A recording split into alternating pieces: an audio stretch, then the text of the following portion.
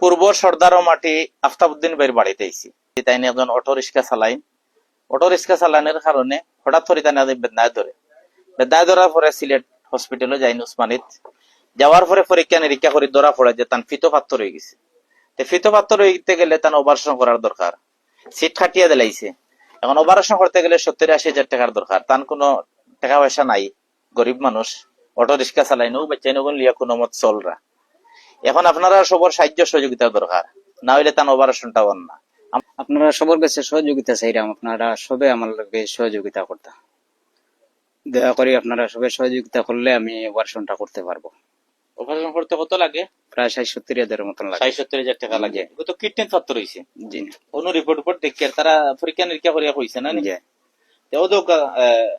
আমরা আপনারা রিপোর্ট দেখাইলাম, ওদোকা এক্সরে রিপোর্ট, এমআরআই বিভিন্ন রিপোর্ট গুলা দেখাইলাম।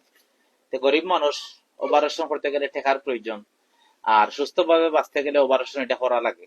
এর লাগি মেহরবানি করে আপনারা একটু লাইক কমেন্ট শেয়ার করবা, আর এই গরিবর লাগে পারলে একটু সাহায্য সহযোগিতা করবা। আমরা ক্যাপশনও তার মোবাইল নাম্বারটা দিলাইম, বিকাশ থাকবো, তাই আপনারা ও নাম্বারও সরাসরি কিছু টাকা পয়সা দিতে পারবা।